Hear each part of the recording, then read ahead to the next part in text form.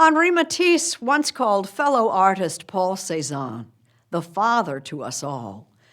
After you watch this story from our Rita Braver, you'll understand why. He would return to the same subjects again and again: forests and trees, fruit, and faces. Bathers in and out of water.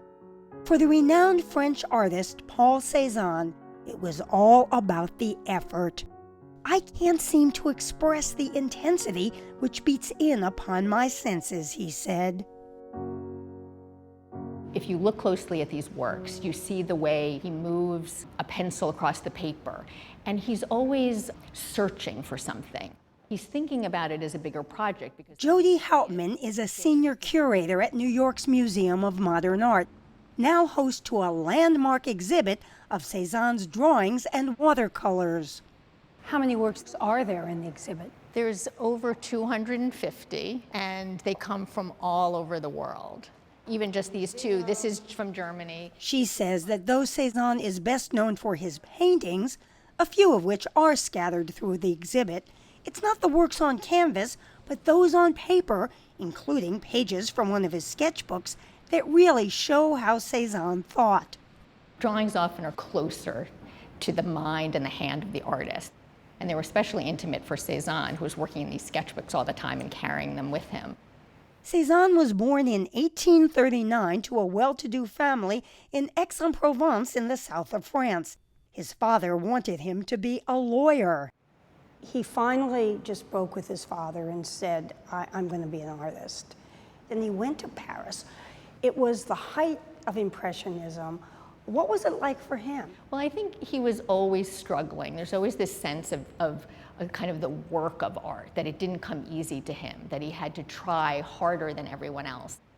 Cézanne showed his work with the Impressionists, though he didn't really consider himself one and didn't get along with most of them.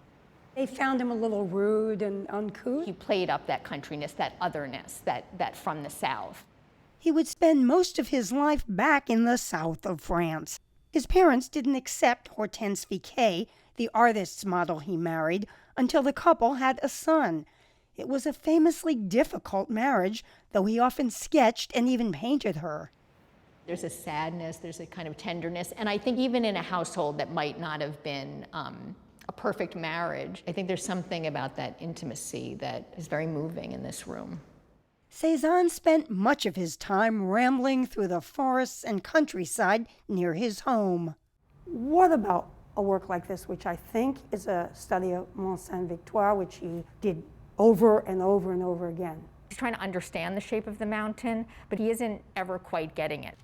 And here in the museum's lab, conservator Laura Neufeld is putting some of the works under a giant microscope to see how Cézanne made them, interweaving pencil and watercolor in a revolutionary way. Traditional watercolor artists were encouraged to draw very lightly so that when your paint goes on, your sketch disappears and it looks like you didn't have to do that step. But he didn't do that. That is absolutely not his style at all. The pencil was a different tool. It was a way to continue expressing form throughout the process of using color.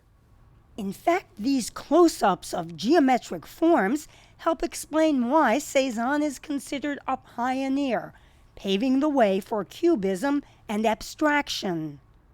Sometimes people describe him as kind of the beginning of modernism. He's working at the end of the 19th into the 20th century, so he's kind of leads us into what happens. In 2011, a version of Cézanne's Card Players went for $250 million, but he never sold much during his lifetime. And though he became a major influence on younger artists, he was increasingly withdrawn. Paul Cézanne died in 1906 at age 67 after being caught in a storm while working in his beloved countryside. It's a self-portrait. More than a century later, Jody Hauptman hopes this exhibit will help viewers appreciate the significance of Paul Cézanne's work. It's this other way of making art that is about thinking and studying and grasping and searching. And that's what I think makes these works truly remarkable.